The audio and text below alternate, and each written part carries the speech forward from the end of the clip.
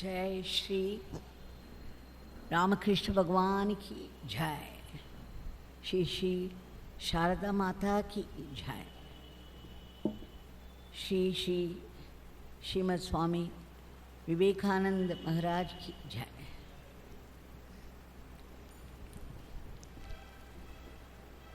என்னுடைய குருநாதர் ஸ்ரீ ராமகிருஷ்ண பரமஹம்சருடைய உருவமாக நான் பார்க்குற யோகி ராம் சரத்குமார் கி ஜெய்।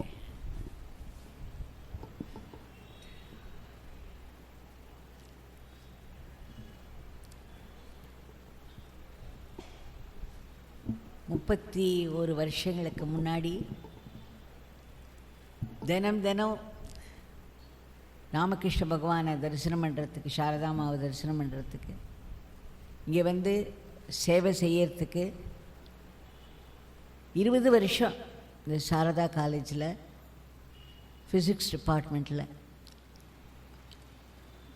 லெக்சரராக வேலை பார்த்தேன். அந்த சமயத்தில் சாயந்தரம் ஆச்சுன்னா இங்கே வந்து முடிஞ்ச சேவையை செஞ்சுட்டு போகிறது தான் எங்களுக்கு ஒரு பெரிய திருப்தியாகவும் ஆன்மீக வாழ்க்கையாகவும் இருந்தது. அதுக்கப்புறம் அந்த 31 வருஷத்துக்கு அப்புறம் இன்றைக்கி மறுபடியும் நான் இந்த இடத்துல பகவான் ஸ்ரீ ராமகிருஷ்ணரோட ஷ்ரைனில் உட்கார்ந்து என்னுடைய சில அனுபவங்களை உங்கள் கூட பகிர்ந்துக்கக்கூடிய ஒரு பெரிய வாய்ப்பை நம்முடைய மகாராஜ் எனக்கு கொடுத்திருக்கிறார். I am very, very grateful to him.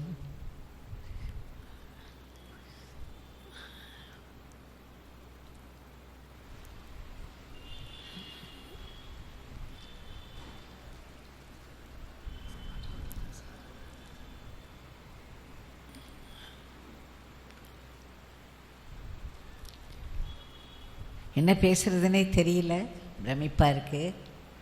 But I will try.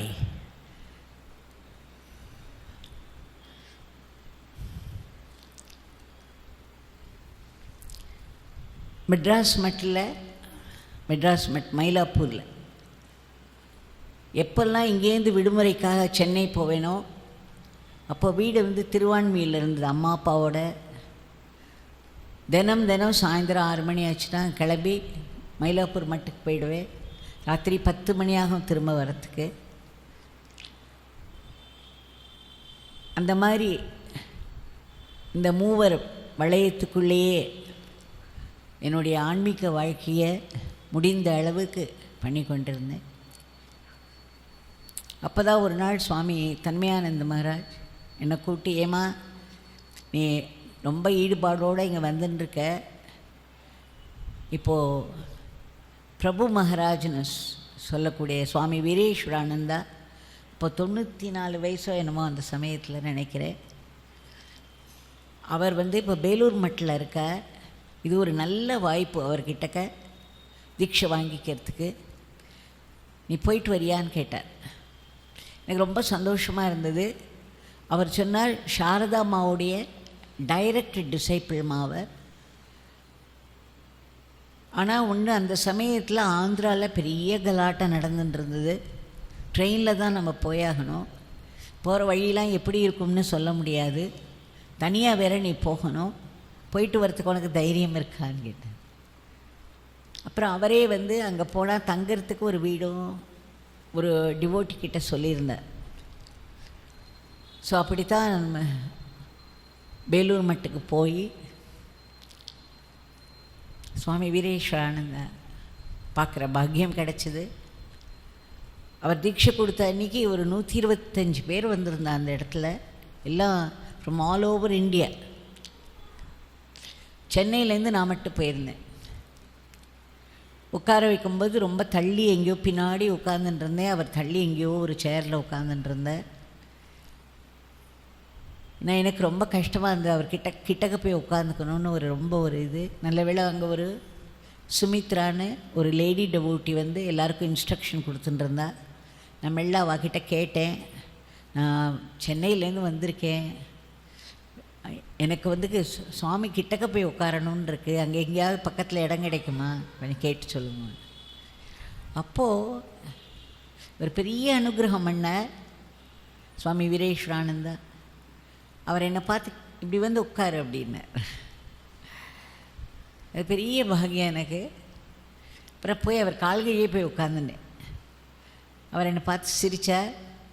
அதுக்கப்புறம் நான் ஒன்று உங்ககிட்ட கேட்கலாமான்னு கேட்டேன். சொல்லு அப்படின்னார்.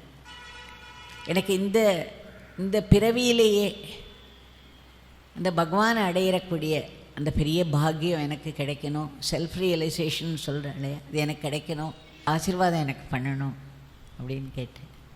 பெருசாக சிரித்தார். அதுக்கப்புறம் அவருடைய இதில் கையை விட்டு ஒரு காவி துணியை ஒன்று எடுத்தார். அது உள்ளே வந்து சாரதாம்மா ஜபம் பண்ணி கொடுத்த மாலை வச்சுருந்தார். உடனே அதை எடுத்து என் தலையில் வச்சு ஆசீர்வாதம் பண்ணேன். எவ்வளோ பெரிய அருள்! இல்லை சாதாரண அருளே இல்லை, பெரிய பெரிய இதெல்லாம் நமக்கு போட்டு வச்சுருந்தா தான் கிடைக்கும். ஏன்னா இதுக்கெல்லாம் தகுதியெல்லாம் இருக்குது இல்லைங்கிறதெல்லாம் நம்ம யோசிக்கவும் முடியாது. அந்த மாதிரி ஒரு அருள் கிடச்சிது. அதுக்கப்புறம் மத்தியானம் போய் குரு மகாராஜ் கிட்டக்க, குரு மகாராஜோட ஒரு உபதேசம் எனக்கு ரொம்ப என்னை தாக்கம் பண்ணின உபதேசம் என்னென்னா, எது வேணும்னாலும் வீட்டு எஜமானனை பிடிச்சிக்கோ. உனக்கு ஒரு பெரிய மாம்பழ தோட்டம் இருக்குது, அதுலேருந்து ஒரு மாம்பழம் வேணும்னா போய் அந்த வாட்ச்மேன் கிட்ட போய் நிற்காத. அவன் வந்து ஒரு மாம்பழம் தருவான், அது கூட திருடி தான் தருவான், எஜமானுக்கு தெரியாமல் தருவான், அதனாலலாம் ஒன்றும் கிடையாது. ஆனால் நீ எஜமானனை ஃப்ரெண்டு பிடிச்சிட்டேன்னா அவர் உன்னை வீட்டுக்கு டின்னருக்கு கூப்பிட்டு வெரைட்டிஸ் உனக்கு கொடுப்பார். அந்த மாதிரி எது அப்போ அதுலேருந்தே எனக்கு வந்து எதுவானாலும் ராமகிருஷ்ணர் ராமகிருஷ்ணர் அப்படி தான் நினச்சிருந்தேன். அப்புறம் நான் மெல்ல வந்து அவருடைய சுவாமி வீரேஸ்வரானந்தாவுடைய அந்த செக்ரட்டரி மகாராஜ் இருந்தாருங்க, ராம்கோபால் மகாராஜ். அவர்கிட்ட நான் கேட்டேன், நான் இவ்வளோ தூரம் ரொம்ப கொள்ள ஆசையோடு வந்திருக்கேன், ராமகிருஷ்ணரோட ரெலிக்ஸ்லாம் பார்க்கணுன்ட்டு, எனக்கு அந்த அனுகிரகம் வேணும் அப்படின்னு. அவர் சொன்னார், அந்த மாதிரிலாம் கிடையாதுமா, இப்போ இந்த மாதிரிலாம் இல்லை, ரொம்ப ஸ்ட்ரிக்டாக இருக்கும், யாரும் பார்க்க முடியாது அப்படின்னு சொன்னார். அப்புறம் இன்னொரு சுவாமிஜிக்கிட்டேயும் போய் கேட்டேன். அவரும் வந்து அதெல்லாம் கிடையாது, உங்களுக்கெல்லாம் யாருக்கும் இந்த மாதிரி ப்ரைவேட்டெல்லாம் ஓப்பன் பண்ணுறது கிடையாது, வருஷத்துக்கு ஒரு தடவை தான் பண்ணுவோம், அந்த டேயில் நீங்கள் வந்து பார்த்துக்கோங்க அப்படின்னு சொல்லிட்டார். எனக்கு ரொம்ப ஏமாற்றம் போச்சு, ரொம்ப டிசப்பாயிண்டட்னா. ஏன்னா அவ்வளவு ராமகிருஷ்ணரை படித்து அந்த இடமெல்லாம் எனக்குள்ள ஒரு ரொம்ப ஒரு ரியாலிட்டியாக இருந்தது உள்ள. அதனால் அதை பார்க்கணுங்கிற ஒரு உணர்வு. நான் நேராக ராமகிருஷ்ணர்கிட்ட போனேன். நீங்கள் தானே சொன்னேன் எஜமான ஃப்ரெண்டு பிடிச்சிக்கோ, அவர் உனக்கு டின்னர் கூப்பிட்டு எல்லா வெரைட்டிஸையும் பண்ணுவார்னு. இப்போ நான் சுவாமிஜிக்கிட்டலாம் கேட்டுவிட்டேன், அவள் யாருக்குமே அவளை மீறி ரூல்ஸை மீறி ஒன்றும் பண்ண முடியாது. இப்போ நீங்கள் தானே எஜமானர் இருந்த இடத்துக்கு, நீங்கள் எனக்கு அனுகிரகம் பண்ணணும், நான் உங்கள் ரெலிக்ஸ்லாம் கண்டிப்பாக பார்க்காம நான் அந்த ஊரை விட்டு போக மாட்டேன். அப்புறம் இன்னொன்று சொன்னேன்னா, அப்போ காலம்பரை தான் ஆகியிருந்ததுன்னு நினைக்கிறேன், ஒரு 10 மணி 9 மணி அந்த மாதிரி இருக்கும். இப்போ நான் சொன்னேன், நீங்கள் வந்து உங்கள் ரெலிக்ஸ்லாம் பார்க்குறதுக்கு அலோவ் பண்ணுற வரையிலும் நான் ஒரு தண்ணி கூட குடிக்க மாட்டேன், ஒரு பிட்டு தண்ணி கூட குடிக்க மாட்டேன், சாப்பிட மாட்டேன், தண்ணி குடிக்க மாட்டேன், நான் விரதம் இருப்பேன். நீங்கள் எப்போ எனக்கு அனுகிரகம் பண்ணுறீங்களோ அது வரல இந்த விரதத்தை நான் கண்டினியூ பண்ணுவேன் அப்படின்னு அவர் முன்னாடி ஒரு சபதத்தை போட்டுட்டு கிளம்பிட்டேன். அந்த ஒரு போட் எடுத்துன்னு அந்த வேலூர் மட்டிலே ஒரு படித்துறை இருக்குது, அங்கே ஒரு போட்டுக்கு ஏற்பாடு பண்ணியிருந்தா, அதனால் அதை வைத்து நானேவே போயிட்டேன் அந்த பக்கம். அந்த பக்கம் வந்து தக்ஷிணேஸ்வர் ராமகிருஷ்ணரோட அந்த கிரிமேஷன் கிரவுண்ட் இருக்குது, காசிப்பூர் கார்டன் இருக்குது, தக்ஷிணேஸ்வர் காளி கோவில் இருக்குது. அதனால் ஒரு படகை எடுத்துன்னு போயிட்டு முதல்ல ராமகிருஷ்ணரோட அந்த கிரிமேஷன் பண்ண இடத்துக்கு போய் பார்த்துட்டு, அந்த காசிப்பூருக்கு போயிட்டு தக்ஷிணேஸ்வர் காளியெல்லாம் பார்த்துட்டு சாயந்தரம் ஆயிடுத்து வரச்சு. அது வரையிலும் ஐ மெயின்டைன், நான் போட்ட சபதத்தை மெயின்டைன் பண்ணிவிட்டு அப்புறம் வரச்சே இந்த போட்டில் வரச்சே இந்த கேஞ்சஸில் கங்கா மாதா கிட்டே பேசிகிட்டே வரேன். பாரு, எனக்கு ரொம்ப தாகம் எடுக்கிறது, நீனும் கங்கை, ஆனால் பாரு உங்ககிட்டேருந்து ஒரு துளி தண்ணி கூட குடிக்க முடியாத ஒரு அவலம் எனக்கு இருக்குது. இந்த மாதிரி கங்கையிலையே நான் போட்டில் போயிட்டு தண்ணி குடிக்க முடியாமல் யாராவது இருப்பாளா? நான் எவ்வளோ ஒரு அன்ஃபார்ச்சுனேட் பர்சன் பாரு. அப்படி இப்படின்னு விளையாட்டாக, பாதி உண்மையாகவும் பாதி விளையாட்டாகவும் கங்கா மாதா கிட்டே பேசினே வரேன். நான் பேசின்னு வந்து அந்த படித்துறைக்கு வந்துட்டு, அந்த பேலூர் மட் படித்துறைக்கு வந்துருச்சு அந்த போட்டு. வந்து ஒரு 2 படி ஏறியிருப்பேன். ராம்கோபால் மகாராஜ் வேகமாக வந்தேன். அம்மா, what have you done, what have you done அப்படின்னு கேட்டேன். எனக்கு என்னடா அது, வாட் ஹேவ், நான் என்னத்தை பண்ணேன்னு எனக்கு தெரியலையே அப்படின்னு ரொம்ப பயந்து போயிட்டேன் நான் அவர் கேட்ட உடனே. அவர் சொன்னார், அங்கே வந்து சுவாமி வீரேஸ்வரானந்தா சொல்லி அனுப்பிச்சிருக்க, உங்களை அழிச்சுன்னு போய் மேலே இருக்கிற ரெலிக்ஸ்லாம் காமிக்கணும்னு. எப்படி இருக்கும்னு நினச்சி பாருங்க. ஒரு நிமிஷம் put yourself in my position, my situation. எனக்கு ஐ வாஸ் ஓவர்வெல்ம்ட். ஓடினேன் ராமகிருஷ்ணர் கிட்டக்க, அழுதுண்டே தான் ஓடினேன் அவர்கிட்டக்க. பேர்பட்ட கருணை, பேர்பட்ட கருணை. எப்படி ராமகிருஷ்ணர் வந்து வைப்ரண்ட்லி அலைவுங்கிறதுக்கு இதெல்லாம் விட வேறு என்ன வேணும்? எப்படி ஒரு இது, அது வந்து பிரபு மகாராஜுக்கு தெரிஞ்சிருக்கு, இந்த மாதிரி நான் எடுத்துன்னு அந்த மாதிரி போயிட்டு வரேங்கிறது தெரிஞ்சுருக்கு. கங்கா மாதா கிட்ட கூட விளையாட்டை அப்படி கேட்டிருக்கேன் நான். அப்படி ஒரு ஆச்சரியமாக இருந்தது. அப்புறம் ஒரு சுவாமிஜி வந்து என் மேலெல்லாம் அந்த கேஞ்சஸ் வாட்டரை தெளித்து அப்புறம் மேலே கூட்டுன்னு போய் அந்த ரெலிக்ஸ்லாம் பார்க்குற பாக்கியம் கிடச்சிது எனக்கு. அந்த ராமகிருஷ்ணனுடைய பாதுகையை வச்சுருக்காரு, ரொம்ப சின்னதாக இருக்குது, பாக்கு ஒரு குழந்தை பாதுகை மாதிரி இருந்தது. அதுக்கு மேலே அந்த கிளாஸு தொட்டு கண்ணில் ஊற்றினே. அப்புறம் சாரதா மாதாவை உட்கார வச்சு அதில் தான் அந்த ஷோடசி பூஜை பண்ணுவார். அந்த பலகை இருந்தது, அதையும் தொட்டுக்கலான்னு சொன்னார் இந்த சுவாமிஜி.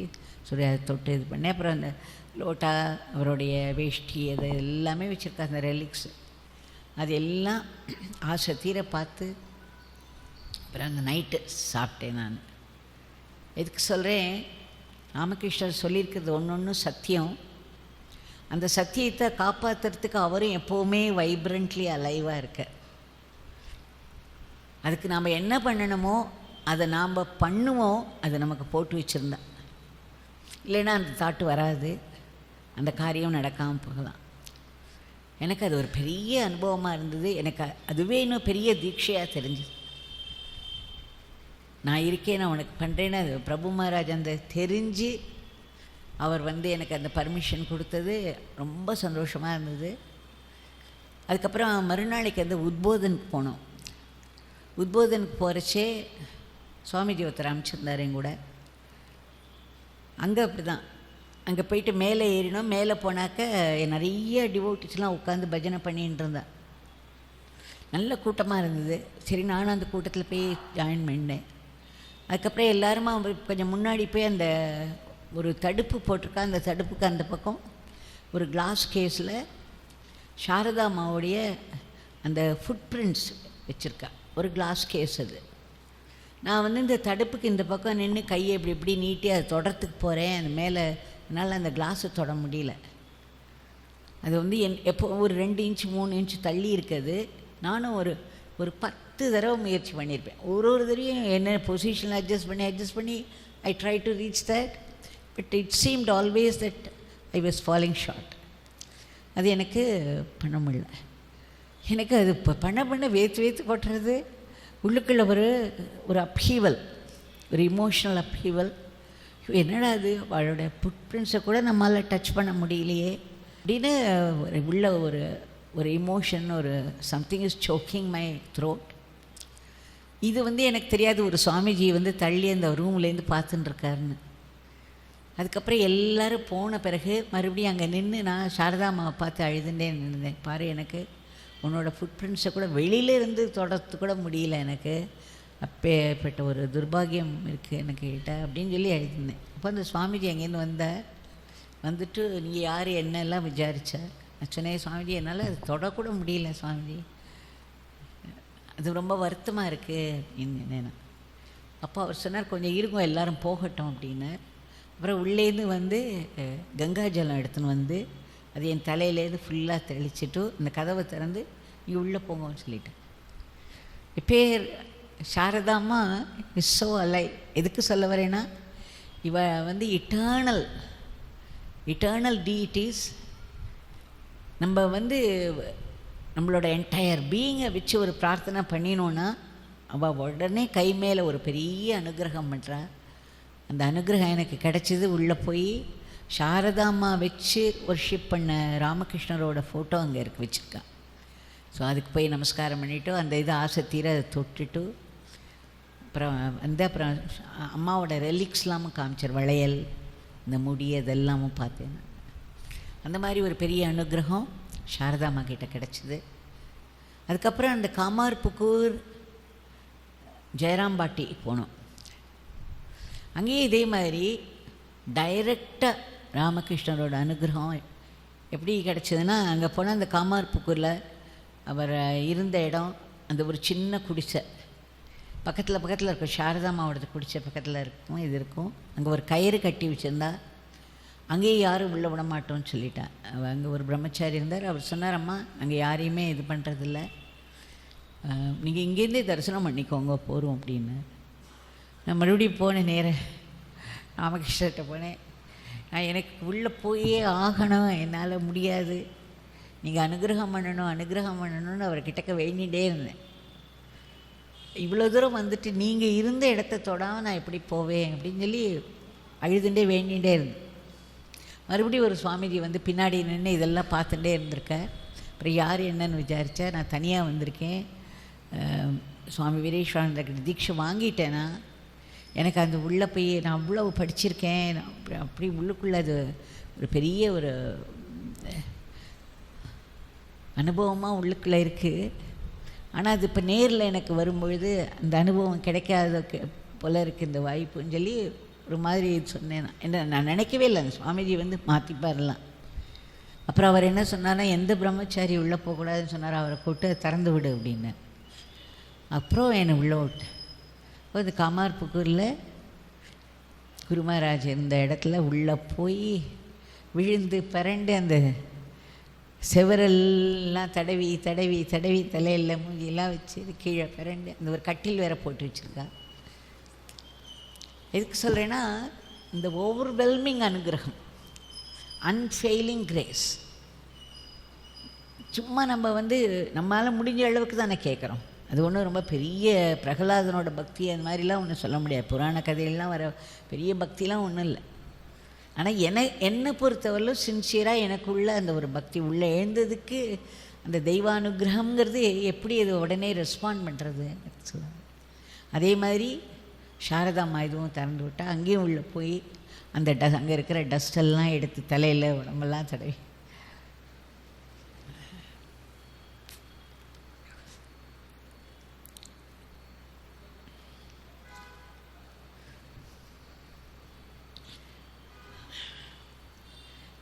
அப்படி ஒரு பெரிய பெரிய அனுகிரகங்கள்லாம் இருந்ததுக்கப்புறம் ஒரு தடவை போகும்பொழுது சுவாமி விவேகானந்த ரூம்குள்ளேயும் போய் நமஸ்காரம் பண்ணுறதுக்கு ஒரு பெரிய அனுகிரகம் கிடச்சிது. இது வந்து எனக்கு அப்படியே பசுமையாக இருக்குது. எல்லா அனுபவங்களையும் விட எத்தனையோ சின்ன சின்னதாக பெருசு பெருசாக நமக்கு கிரேஸ் கிடச்சுன்னு தான் இருக்கும். ஆனால் என்னை பொறுத்தவரையிலும் இந்த அனுகிரகம், ஏன்னா அவருடைய அந்த டீச்சிங்கோட அந்த ட்ரூத் பிஹைண்ட் த டீச்சிங்கை அப்படி ஒரு அனுபவமாக எனக்கு கொடுத்த ராமகிருஷ்ண பகவானும் சாரதாம்மாவும், அவகிட்டேருந்து தான் நான் நிறைய விஷயங்கள் தெரிஞ்சினேன். இந்த 20 வருஷம் இந்த சாரதா காலேஜில் இருந்த பொழுது, காலேஜில் நாங்கள் ட்ராமா போடுவோம், இங்கிலீஷ் ட்ராமா தான் போடுவோம் நாங்கள் இந்த மூவரில். அப்போது வந்து சாரதாம்மாவை பற்றி நிறைய ட்ராமா போட்டிருக்கேன், ராமகிருஷ்ணரை பற்றி ட்ராமா டைரக்ட் பண்ணி போட்டிருக்கேன். ஒரு 8 இயர்ஸ் இந்த ட்ராமாவில் இருந்தேன். அதனால் பலவிதமான படிப்பினைகள், அனுகிரகங்கள் கிடச்சுட்டே இருந்தது. ஆனால் அவர்கிட்ட சுவாமி வீரேஸ்வரானந்தா கிட்டக்க தீட்சை வாங்கி ஒரு 3 months தான் இருந்தேன். சுவாமி தன்மயானந்தா சொன்னார், அம்மா இது பெட்டர் டு கோ நவ் அப்படின்னு. அந்த 3 monthsக்கு அப்புறம் அவர் சமாதி ஆகிட்டார். அதுக்கப்புறம் திடம்னு ஒரு வேக்யூம் மனசில் வந்து. இப்போ சொல்கிறது எதுவுமே நம்ம வாழ்க்கையில் நாம் பண்ணினோன்னு எதையுமே ஓன பண்ணிக்க முடியாது. இது எல்லாமே தெய்வத்தோட இச்சையினால் மட்டும்தான் நடக்கிறது. நமக்கு வரக்கூடிய நம்ம வாழ்க்கையில் நடக்கக்கூடிய ஒவ்வொரு நடப்பும் அது இறைவனுடைய இச்சையினால், இறைவனுடைய சங்கல்பத்தினால் மட்டும்தான் நடக்கிறது. அப்படி போட்டிருந்தால் தான் அது நடக்கும். இப்போ இந்த வாக்கியம் வந்தபோது கரெக்டாக ரமணரை பற்றின ஒரு புஸ்தகம் என் கையில் யாரோ கொண்டு வந்து கொடுத்துட்டு போனால், அதை படித்த பிறகு தான் எனக்குள்ளேயே இருக்குது, இந்த நானே தான் அந்த தெய்வம் அப்படிங்கிறது அந்த அத்வைத்த வேதாந்தா இருக்கே, அதையே வந்து ஒரு புது இன்வெஸ்டிகேஷன் மாதிரி அதை பண்ணலாம் அப்படிங்கிறது. அந்த ஆப்பர்ச்சுனிட்டிஸ்லாம் என்னென்ன, பாசிபிலிட்டிஸ்லாம் என்னென்ன, அதெல்லாம் படிக்க I was Tran to Ramana பகவான் ஆல்சோ. ரமண பகவானுடைய பர்சனாலிட்டி, அவருடைய டீச்சிங்ஸ்லாம் ரொம்ப எனக்கு உள்ளே போக ஆரம்பிச்சுது. நல்ல பெரிய ஒரு தாக்கத்தை கொடுத்தது. அப்படி நான் வந்து இருக்கப்பட்டு தான் திருவண்ணாமலைக்கு போனேன். ஒரு 3 நாள் கிறிஸ்மஸ் ஹாலிடேஸில் திருவண்ணாமலைக்கு போய் ஒரு சாயந்தரம் 7:30 மணிக்கு இந்த மாதிரி போய் ரமணாசிரம வாசலில் அந்த பஸ்ஸுலேருந்து இறங்கினாக்க, அந்த காலத்துலலாம் நான் சொல்கிறது 86ல் ரொம்ப லைட்லாம் கிடையாது. இங்கே ஒரு லைட் எரியும், அங்கே ஒரு லைட் எரியும். அதுக்கும் மனசு இருந்தால் தான் எரியும், இல்லைன்னா எரியாது. அப்படி ஒரு இருட்டு. ரமணாசிரமே வாஸ் plunged in darkness. அதை பார்த்து அந்த ரமணாசிரமத்தை அந்த டார்க்னஸில் பார்த்த உடனே ஏன்னா அப்படி ஒரு இதுவோடு வந்து ரமண பகவான் பார்க்கணுன்ட்டு அந்த மாதிரி இருந்த உடனே ரொம்ப கஷ்டப்பட்டு ஓடினேன். அங்கே இருக்கிற மெடிடேஷன் ஹாலில் போய் அவர் முன்னாடின்னா அங்கே ஒரு அகல் விளக்கு வச்சுருக்கா, அங்கே ஒரு ஃபோட்டோ ஒன்று வச்சுருக்கான் மெடிடேஷன் ஹாலில்.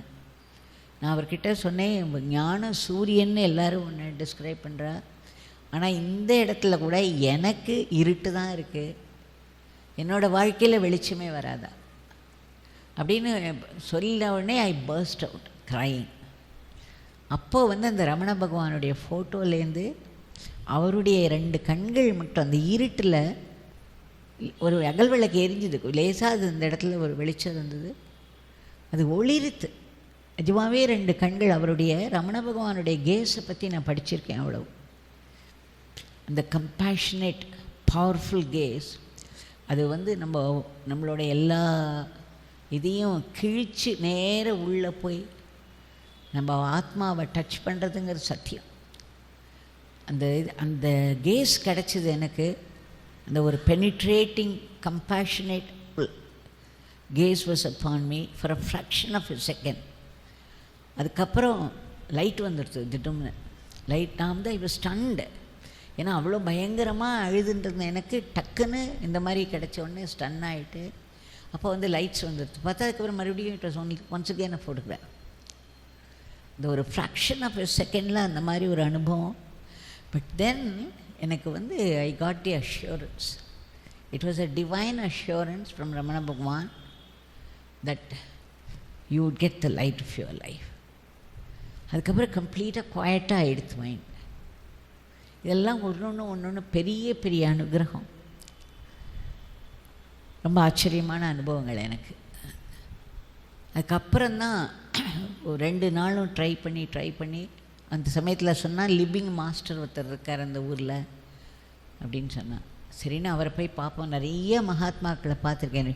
ரிஷிகேஷில் வந்து மஸ்ராம் பாபான்னு ஒருத்தர், அவர் வந்து பார்க்குறதே அவரை தேடி 12 மணி வெயிலில் இந்த கங்கை மணலில் கொதிக்க நடந்து ஓடியிருக்கேன். அப்போ ராமகிருஷ்ணா மட்டோடு தான் போயிருந்தேன். ஒரு 5-6 பேர் சேர்ந்து நாங்கள் ஹரித்வார் கும்பமேளாவுக்கு போயிருந்தோம். அப்போ கங்கலில் இருந்தோம். அதுக்கப்புறம் முதல்ல ரிஷிகேஷில், அப்புறம் வசிஷ்ட குஹா போயிட்டு, அப்புறம் கங்கல் போய், அப்புறம் அங்கேருந்து வந்து சார்தாம் போய், அதுக்கப்புறம் அதை ஒட்டி கும்பமேளா வந்தது. அதனால் அது பதில் அங்கேயே தங்கி அப்போ அத்தனை மகாத்மாக்கள், அத்தனை ட்ரெடிஷன்ஸ்லாம் பார்த்தோம். நான் எதுக்கு சொல்ல வரேன், அங்கே எங்கேயாவது ஒரு மகாத்மா இருக்கார் அப்படின்னா அது நம்ம மனசை ஒரு சுண்டி இழுக்கும். அந்த படபடைக்கிற வெயிலில் நாங்கள் ஒரு 5-6 பேர் தான் கிளம்பினோம். அங்கே வந்து மஸ்ராம் சொல்கிற சிவானந்த ஆசிரமத்திலே சாதாரணமாக ஆசிரமங்கள்லாம் சில ஆசிரமங்கள்லாம் சொல்ல மாட்டேன். அந்த ஊர்லேயே வேறு ஒரு மகாத்மா இருந்தால் கூட அதை எடுத்துலாம் சொல்ல மாட்டேன். ஆனால் அந்த சிவானந்த ஆசிரமத்திலே இந்த ஊரில் மஸ்ராம் பாபான்னு ஒரு பெரிய மகாத்மா இருக்கார், நீங்கள் போய் தரிசனம் பண்ணிக்கோங்க அப்படின்னா. அதுக்கப்புறம் போடினா கொஞ்சம் தூரம் ஓடிப்போய் இந்த கொதிக்கிற மண்ணில் ஓடி திரும்பி பார்த்தா எல்லோரும் எங்கேயோ நின்றுட்டா, யாருமே வரல. நான் மட்டும் தனியாக போயின்னு அப்புறம் எனக்கு ஒரு நிமிஷம் I was battling with idea whether to go back. But I decided நான் வந்து திரும்ப போகக்கூடாது அப்படின்ட்டு மேலே மேலே மேலே ஐ வாஸ் அட்வான்ஸிங். அப்போது பார்த்தா ஒரு குழிக்குள்ளே அந்த மணலில் ஒரு குழி இருக்குது. அந்த குழி அவரே தான் வெட்டிப்பாரான். அந்த குழிக்குள்ளே உட்காந்துருக்கார் அவர் மஸ்ராம். அந்த குழிக்குள்ளே நம்ம விழத்தான் முடியும், யாரும் இறங்கலாம் முடியாது. ஆனால் அந்த குழிக்குள்ளே உட்காந்துருக்க எல்லோரும் வந்து இப்படி இப்படி தேடுறா, அவர் எங்கே இருக்காருன்னு தெரியல. அப்புறம் அந்த குழி இருக்குது, அந்த குழிக்குள்ளே உட்காந்துருப்பாருன்னு என்ன போய் பார்த்தா அந்த குழிக்குள்ளே உட்காந்துருக்க. எனக்கு என்ன பண்ணுறதுன்னு தெரியல. மேலேருந்து இப்படி பார்க்குறேன்னா அடுத்த நிமிஷம் அவர் எப்படி வந்தான்னு தெரியாது, வெளியில் வந்து நிற்கிறார், உட்காந்துருக்க. அங்கே ஒரு சின்ன ஒரு பந்தல் போட்டிருந்தா, அந்த பந்தலில் வந்து உட்காந்துருந்தேன். அப்போ அவர் முன்னாடி உட்காந்துருந்தேன். அவர் வந்து என்ன பண்ணார்னா ஒரு விசிறி கையில் இந்த ஹேண்ட் அது நம்ம கையில் வச்சுருப்போம் இல்லையா, கை விசிறி. நான் சொன்னேன், ஏதாவது எனக்கு உபதேசம் பண்ணுங்கோ, எனக்கு ரொம்ப உங்களை பார்த்தது அவ்வளோ இதுவாக இருக்குது எனக்கு அப்படின்னு சொன்னபோது அவர் சிரிச்சுன்னே அந்த கையில் இருக்கிற விசிறியை எடுத்து என் கையில் கொடுத்தேன். அப்புறம் அந்த விசிறி வச்சுருந்தேன், அவரை விசிறின்ட்டு இருந்தேன் கொஞ்சம் நேரம். அதுக்கப்புறம் யாரோ சாப்பாடு கொண்டு வந்தால் அவர் சாப்பிட்டு இருந்தேன். அதுக்கப்புறம் நான் சொன்னேன், ஏதாவது சொல்லுங்க எனக்கு, இங்கே ஹிந்தியில் கேட்டேன். அவர் நாளை காலம்பரை 8 மணிக்கு வா. அதுவும் ஒரு மாதிரி ஒரு மாதிரி சிரிச்சுட்டே சொன்னார் அவர். அதுக்கப்புறம் சரி நம்ம நமஸ்காரம் பண்ணிட்டு வந்துட்டேன். மறுநாள் காலம்பரை போக முடியல. ஆனால் எனக்கு ரொம்ப ஒரு இதுவாக இருந்தது. நான் அவர்கிட்டக்க அந்த மாதிரி கேட்கும்போது அவர் ஒரு விசிறியை எடுத்து கையில் கொடுத்து விசிறுன்னு சொன்னார். ஏன்னா அப்புறம் யோகி ராம் சரத்குமார் விசிறி சுவாமிகள்னால் அந்த ஊரில் எல்லோரும் சொல்கிறேன். அந்த மாதிரி நமக்கு எதுக்கு சொல்கிறேன்னா, இந்த கைடன்ஸ் வந்துட்டே இருக்குது. ஒரு இடத்துலையும் நம்ம இப்போது வேறு ஒரு தேசத்துலேருந்து இந்த தேசத்துக்கு வரணும்னா விமானத்தில் தான் வந்தாகணும். டெல்லியில் வந்து இறங்கின பிறகு விமானத்தில் வரலாம் வேணும்னா, இல்லைன்னா ட்ரெயின் எடுத்துட்டு சென்னை வரலாம். அப்புறம் அங்கேருந்து ஒரு பஸ்ஸோ டாக்ஸியோ எடுத்துன்னு திருவண்ணாமலை வரணும். ஆசிரமம் வந்துட்டால் அந்த கேட்லேருந்து நம்ம நடந்து தான் போகணும். அப்போது வாழ்க்கைங்கிற ஜேர்னிலையும் அந்தந்த வீக்கிள் அந்தந்த நேரத்தில் அந்தந்த வீக்கிள் வந்து நம்மளை it carries us over from one stage to another stage of our life. It's a journey. இப்போ எனக்கு என்ன புரிஞ்சுதுன்னா, ஒரு வாழ்க்கையோட ஜேர்னிலையும் வாழ்க்கைங்கிற பயணத்துலேயும் நமக்கு டிவைன் கைடன்ஸ் கிடச்சுட்டே இருக்குது, அனுகிரகம் கிடச்சுட்டே இருக்குது. நம்மளை அது முன்னோக்கி அழைச்சின்னு போயிட்டே இருக்குது. இதில் நம்மளோட எஃபர்ட் என்ன இருக்குது எதுவும் எனக்கு தெரியல.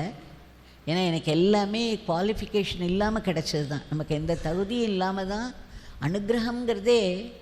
தகுதி இருக்குது தகுதி இல்லைன்னு பார்க்காத அனுகிரகம் அந்த மாதிரி தான் கிடச்சிது ஒரு ஸ்டேஜ்லேயும். அதுக்கப்புறம் நான் வந்து யோகி ராம் சரத்குமார் கிட்டக்க அந்த ஒரு முதல் 2-3-5 தடவை போனேன். 5 தடவையும் ரிஜெக்ட் பண்ணார்.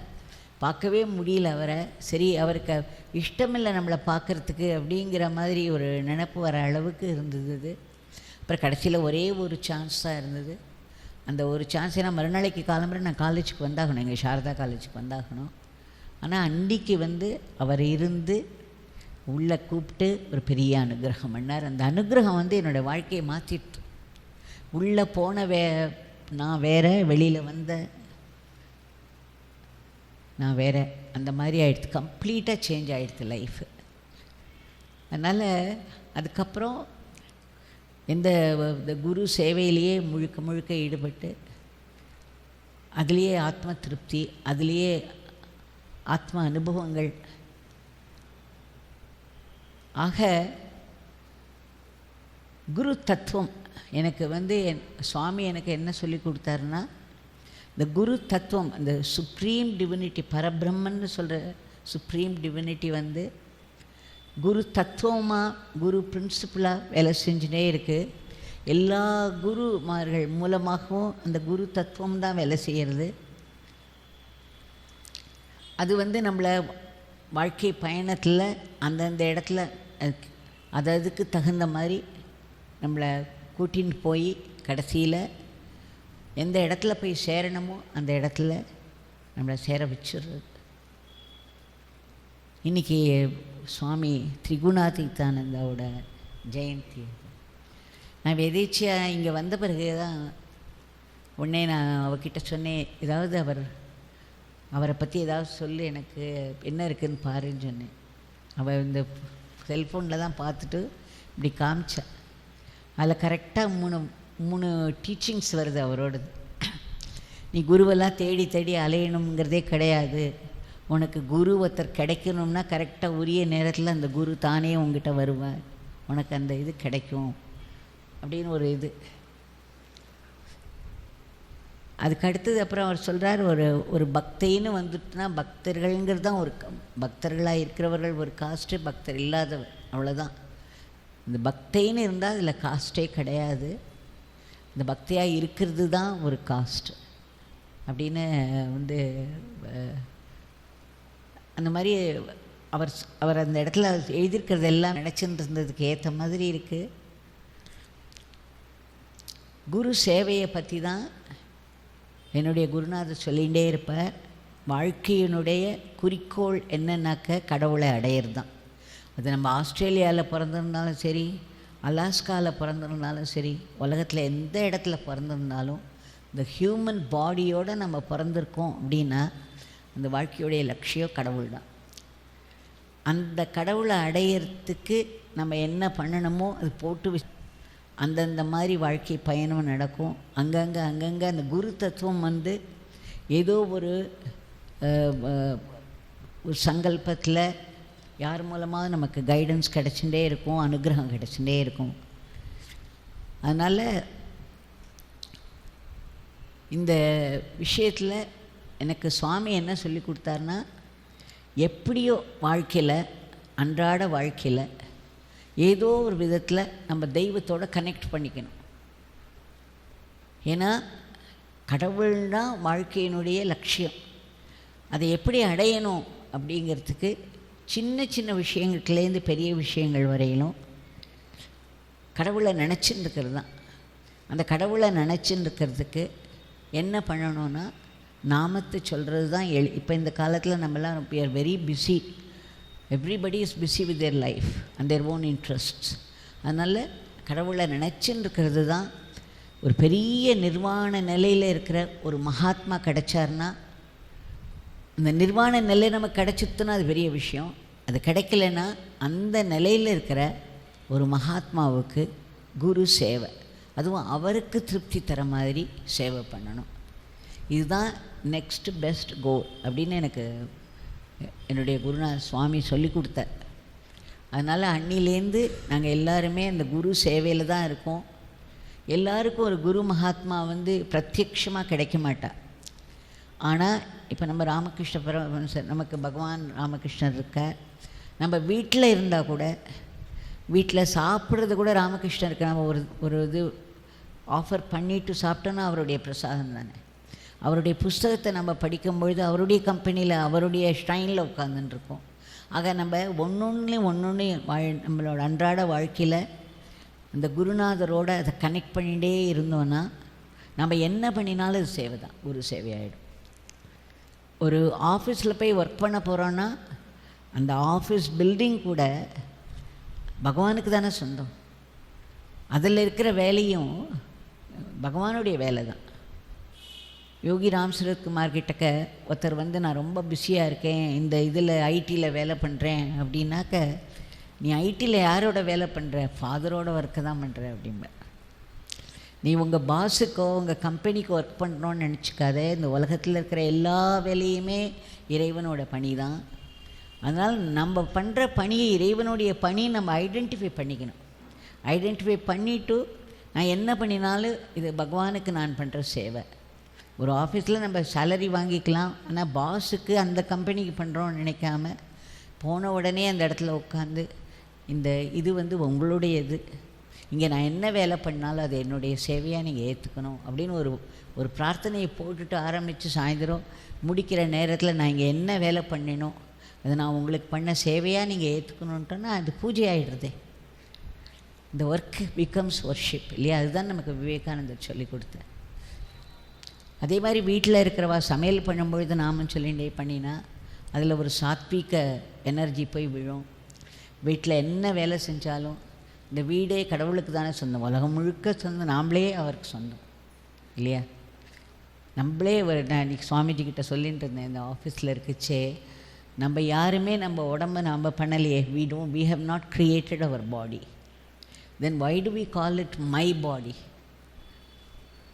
நமக்கு என்ன உரிமை இருக்குது என்னுடைய உடம்புன்னு சொல்கிறதுக்கு? What have I done to own it up இல்லையா? அதே மாதிரி நாம் வந்து இந்த உடம்புக்குள்ளே மூச்சு காற்ற போடலை.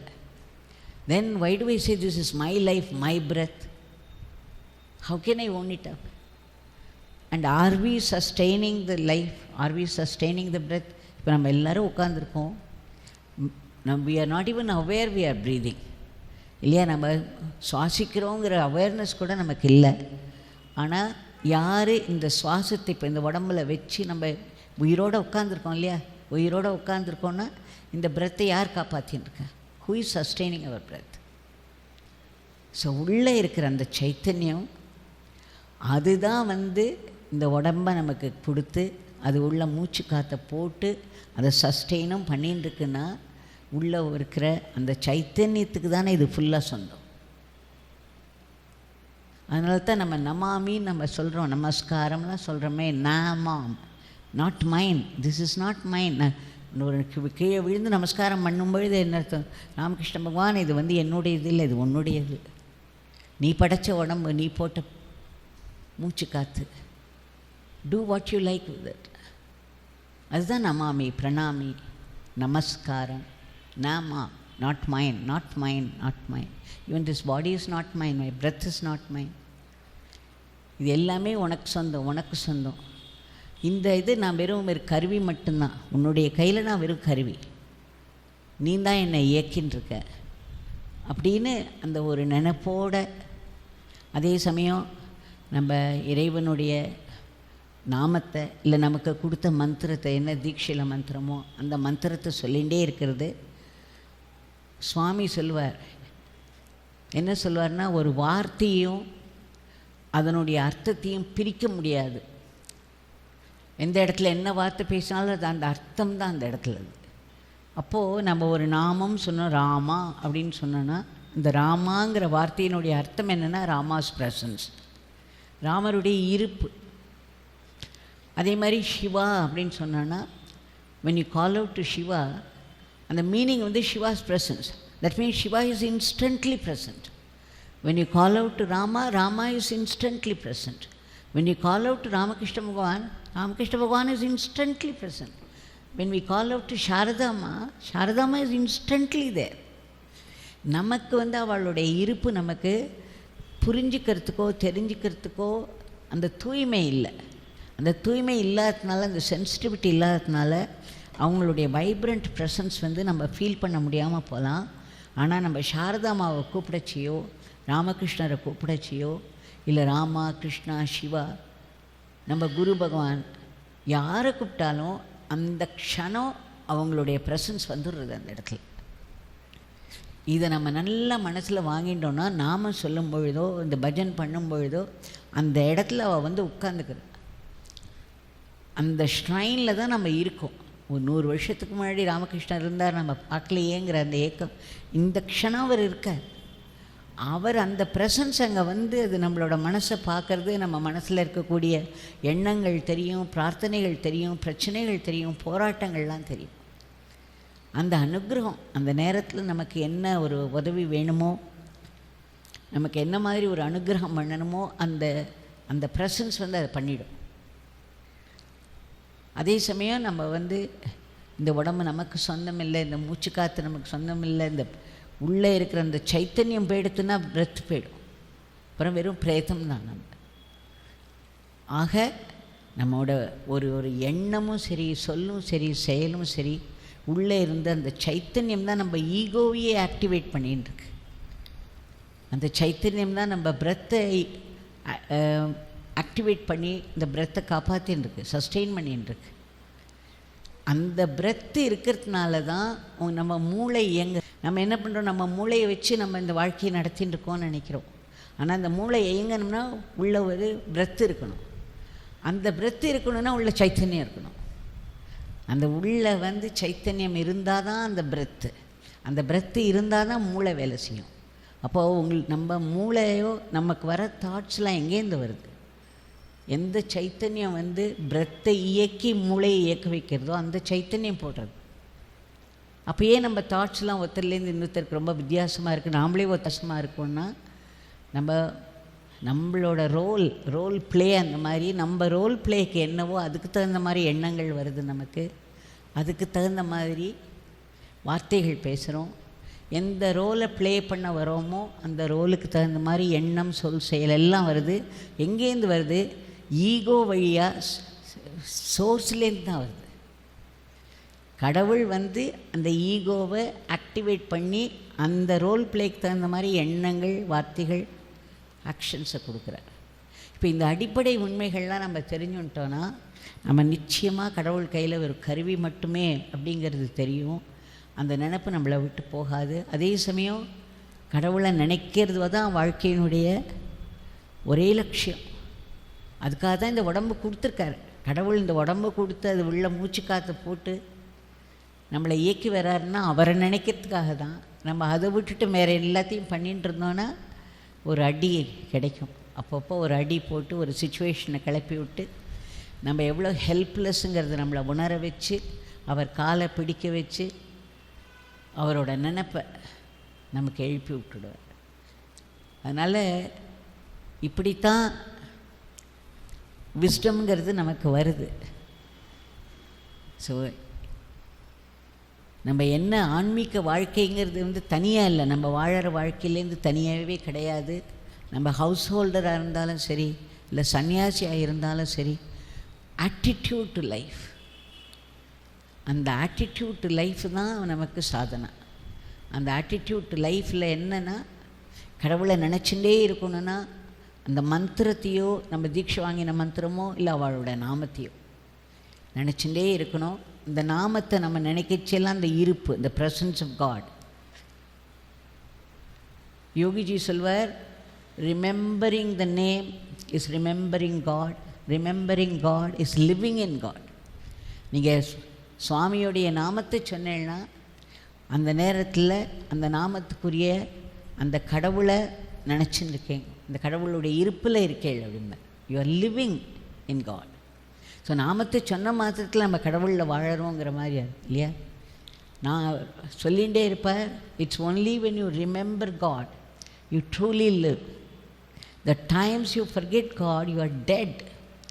You are carrying your own dead body, even though the body is still breathing, because the body is not serving the purpose of life. அதாவது கடவுளை நினைக்கிற நேரத்தில் தான் நம்ம உயிர் வாழறோம், உண்மையாக உயிர் வாழறோம். கடவுளை மறக்கிற நேரத்தில் தான் நம்ம பிரேதத்துக்கு சமானம். நம்மளுடைய பிரேதத்தை நாம்ளே சுமந்துன்னு போகிறோம் அப்படின்னு சொல்லுவார். ஏன்னா இந்த உடம்பு இந்த இதெல்லாம் போட்டது எதுக்குன்னா கடவுளை நினைக்கிறதுக்காக. இப்போ கடவுளை நினைக்காமல் இருக்கும்போது இந்த உடம்பு அதனுடைய வேலையை செய்யாமல் இருக்குது, அது பிரேதத்துக்கு சமானம் அப்படின்னு சொல்லுவார். அவ்வளோ ஸ்ட்ராங்காக சொல்லுவார்.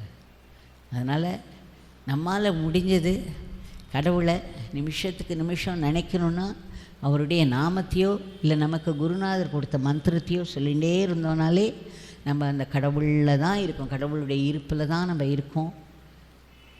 அதே மாதிரி என்ன ஒரு டம்ளர் தண்ணி நாம் எனக்கு தாகம்னு ஒரு டம்ளர் தண்ணி குடித்தா கூட எனக்குள்ளே இருக்கிற பகவானுக்கு அது. ஏன்னா உண்மையிலே அதுதானே. நாம் இந்த ஈகோனே ஒன்று கிடையாது, அந்த ஈகோ ஒரு மித்து தானே. அந்த ஈகோவை போட்டு அந்த ஈகோ வழியாக நம்மளை ஆக்டிவேட் பண்ணுறதே கடவுள் உள்ளே இருக்கிற சைத்தன்யம் தான். அதனால் அந்த சோர்ஸ் தான் உள்ளுக்குள்ளே இருந்து நம்மளை இயக்கிறது. அப்படின்னா நம்ம வாய் வழியாக போகிறதும் சரி, கண்ணு வழியாக போகிற விஷயங்களும் சரி, காது வழியாக போகிற விஷயங்களும் சரி, இல்லை ஸ்கின் வழியாக போகிற விஷயங்கள் எல்லாமே இந்த உள்ளே இருக்கிற சைத்தன்யத்துக்கு ஆகுதி தான். நான் என்ன சாப்பிட்டாலும் நேரம் அதுக்கு தான் போகிறது. ஏன்னா இது is the life of life in me. நேரம் அதுக்கு தான் போகிறது.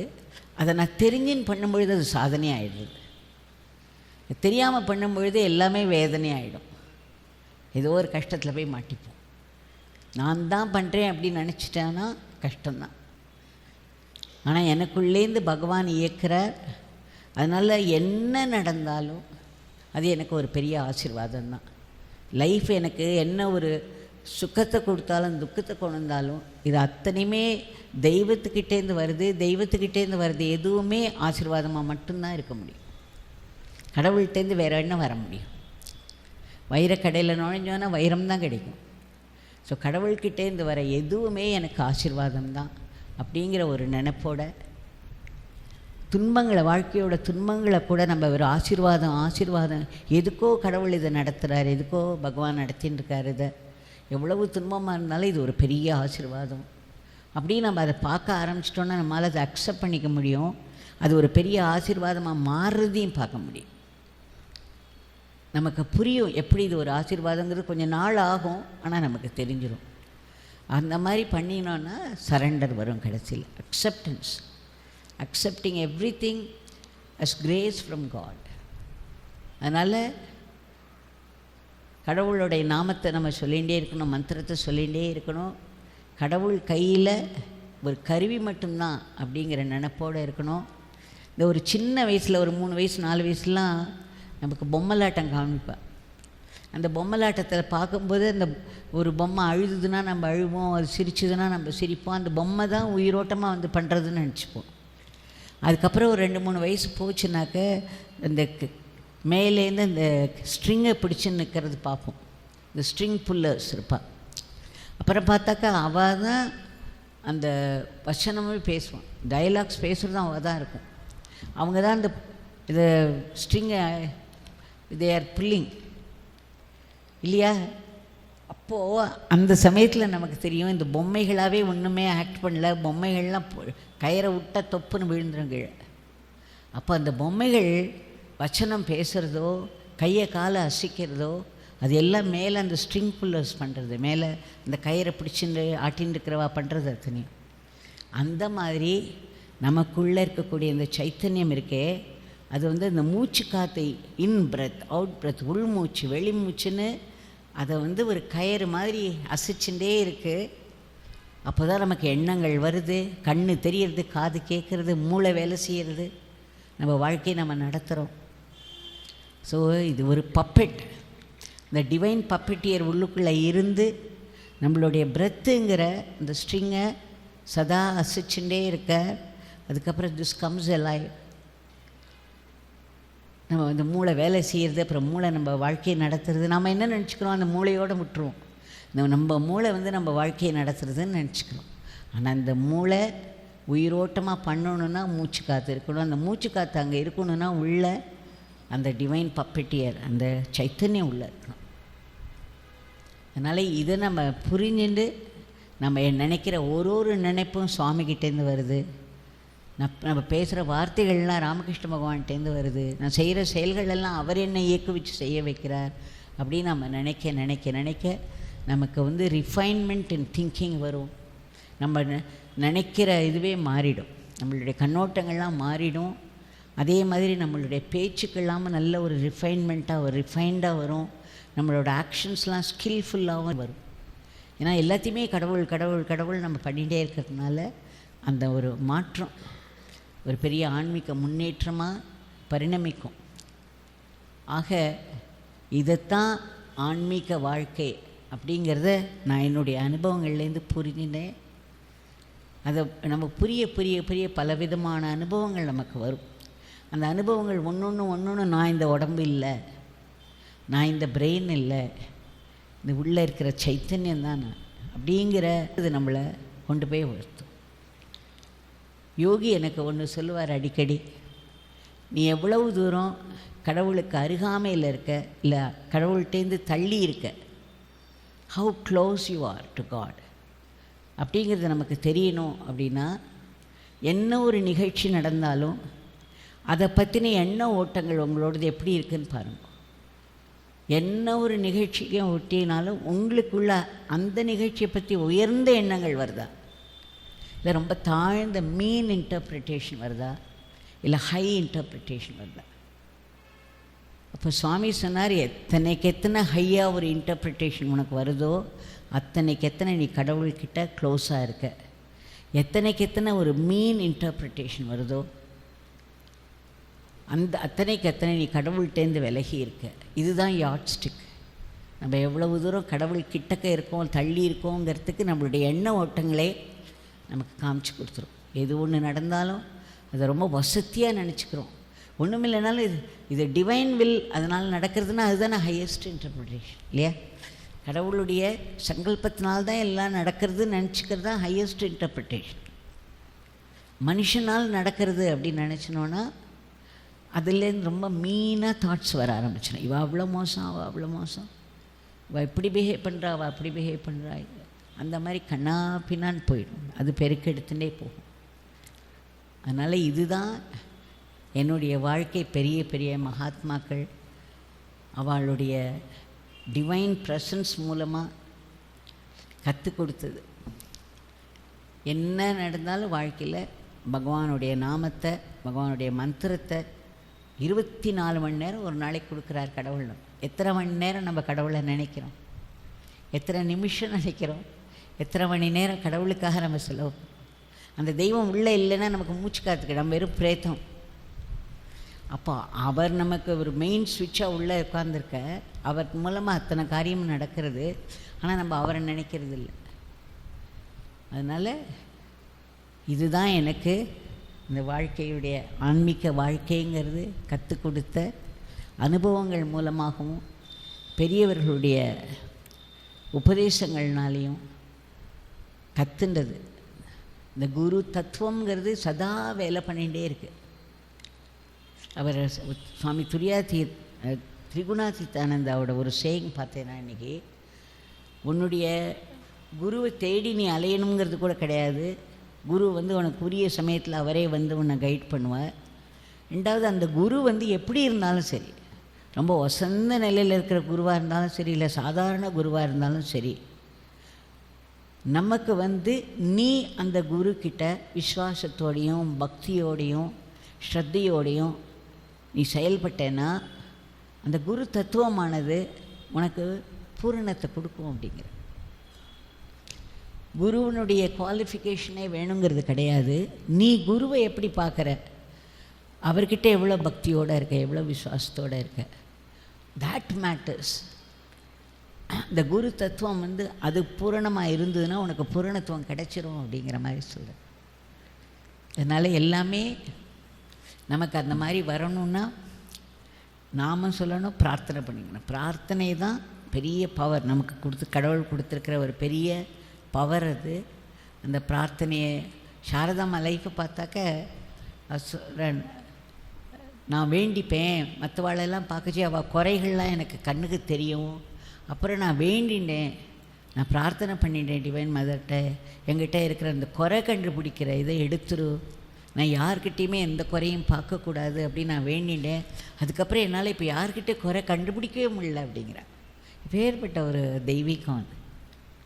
அத்தனையும் பிரார்த்தனையிலேயே கிடச்சிருக்கு சாரதாம்மா. கடைசியாக அவங்களுக்கு அட்டென்ட் பண்ணின அவள் போய் கேட்குறா, ஏன்னா டெத் பெட்டில் இருக்கா, ஏதாவது எனக்கு சொல்லுங்கோ, நான் அமைதியான வாழ்க்கை வாழணுன்னா யார்கிட்டையும் குறை கண்டுபிடிக்காது. நீ பீஸ்ஃபுல்லாக அமைதியான வாழ்க்கை உனக்கு வேணும்னா யார்கிட்டையும் குறை கண்டுபிடிக்கிறத விட்டுடும். Do not find fault with others. அதுதான் அவங்களுடைய கடைசி உபதேசம்னு சொன்னேன். அது ரொம்ப சத்தியம். அது நம்ம அனுபவத்தில் பார்க்கலாம். அவங்களுடைய அது பெரிய அனுகிரகம் அவங்க சொல்லிட்டு போயிருக்கிறது. அதனால் யாராவது நம்ம மேலே ஒரு அப்யூஸை போட்டால் கூட, நம்மளை ஹியூமிலியேட் பண்ணினா கூட, அவளுக்குள்ளே இருக்கிற அவளை இயக்குற அந்த தெய்வத்துக்கிட்டேருந்து தான் வருது. அதுவும் சங்கல்பத்துலேருந்து தான் வருது. அதுக்கு நான் ஏதாவது பண்ணிட்டு வந்திருப்பேன், பூர்வ ஜென்மத்தில் ஏதாவது ஒரு கெட்ட கர்மா பண்ணிட்டு வந்திருப்பேன். அந்த கெட்ட கர்மாவனால்தான் அந்த அப்யூஸும் எனக்கு வருது. இதுவும் தெய்வ. ஆனால் இதுலேயும் அந்த கர்ஸ்லேயும் அந்த அப்யூஸ்லேயும் கூட ஒரு ஆசீர்வாதம் இருக்குது. ஏன்னா அது கடவுள்கிட்டேருந்து வருது. நீங்கள் அது கடவுள்கிட்டேருந்து வருது அப்படின்னு நீங்கள் நினச்சிட்டேன்னா, ஏதோ ஒரு கெட்ட கர்மா என்னோடது, அதுக்குரிய தண்டனையே கடவுள் கொடுக்குறாரு இவா மூலமாக அப்படின்னு நினச்சி நான் அவங்கள விட்டுட்டு அந்த கடவுளோட அசோசியேட் பண்ணிட்டோன்னா அது ஆசீர்வாதமாக மாறிடும். நான் அனுபவத்தில் சொல்கிறேன், சத்தியம் இது. எந்த ஒரு துன்பத்தையும் கடவுள் எனக்கு கொடுக்குறார், என்னுடைய கெட்ட கர்மா தான் இதுக்கு இது, ஆனால் இது கடவுள்கிட்டேருந்து வரதுனால இது கண்டிப்பாக ஒரு பெரிய ஆசீர்வாதம்தான் அப்படின்னு நினச்சி பாருங்க. அது எப்படி ஒரு ஆசீர்வாதமாக மாறுறது நமக்கு தெரியும். அதில் எனக்கு தெரிஞ்ச அளவுக்கு ஆன்மீக வாழ்க்கைனா என்னங்கிறத எடுத்து சொல்ல முயற்சி செஞ்சுருக்கேன், உங்கள் கூட பகிர்ந்துட்டுருக்கேன். இன்றைக்கி ஒரு பெரிய நன்னாளில் சுவாமி திரிகுணாதீதானந்தா அவருடைய ஜெயந்தி டே. அதனால் இது ஒரு இன்னொரு பெரிய அனுகிரகம் நான் நினைக்கிறேன்.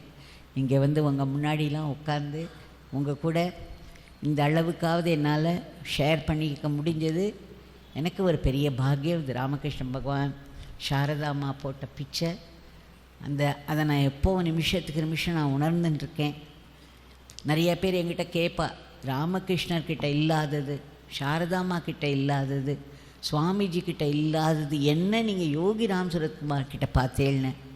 அவள் 3 பேரையும் நான் பார்த்தேன். அதனால தான் அவள் இல்லைங்கிறதே இல்லை. அதுக்கு தான் சொல்ல வரேன், இந்த குரு தத்துவங்கிறது நம்மளுடைய வாழ்க்கை பயணத்தில் அந்தந்த நேரத்தில் அந்தந்த கேரியர் மூலமாக நம்மளை ஒரு ஃபார்வர்ட் பண்ணிட்டு போயிட்டே இருக்கும். அந்த குரு தத்துவம் தான் வேலை செய்கிறது. அது நான் இன்றைக்கி ரொம்ப ஆச்சரியமாக அந்த திரிகுணாதீதரோட செய்யுங்க பார்க்கும்போது, நீ குருக்கிட்ட எப்படி இருக்கங்கிறது தான் முக்கியம். அந்த குரு தத்துவம் வேலை செஞ்சு உன்னை பூரணத்துக்கே கொண்டு போயிடும். குரு எப்படி இருக்காருங்கிறது நீ எடை போட வேண்டாம் அப்படின்னு இல்லை போட்டிருக்கு. அதனால் நம்ம இந்த பிறவியானது கடவுளை நினைக்கிறதுக்காக மட்டும்தான். அது எப்படியெல்லாம் நம்ம நினச்சிக்க முடியுமோ அப்படியெல்லாம் நம்ம முயற்சி பண்ணிகிட்டே இருக்கணும். யோகிஜி இன்னொன்று சொல்வார், இந்த முயற்சி தான் தபஸ்ன்னு சொல்வார். அவருடைய குரு அவரை இனிஷியேட் பண்ணும்பொழுது ஓம் ஸ்ரீராம் ஜெயராம் ஜெய் ஜெயராம் மந்திரம் இனிஷியேட் பண்ணிவிட்டு பப்பா ராம்தாஸ் ஆனந்தாஷ்ரம் அவர் சொன்னார், 24 மணி நேரமும் நீ இந்த ஜபம் பண்ணு அப்படின்னு அவர் சொன்னார். அது ஒரு வாள் மாதிரி எனக்குள்ளே போய் வேலை பண்ணிட்டு, அந்த சமயத்தில் நான் 24 மணி நேரமும் சொல்ல முடிஞ்சுதான்னு எனக்கு தெரியாது. Not that this beggar did it all the 24 hours, but this beggar was trying and trying and trying. சொல்லிட்டு என்கிட்ட சொன்னார், Devki, this trying is tapasya. நம்ம சின்ன சின்ன முயற்சியிலேருந்து பெரிய முயற்சி வரலும் கடவுளை நோக்கி என்ன பண்ணினாலும் தபஸ் தான்.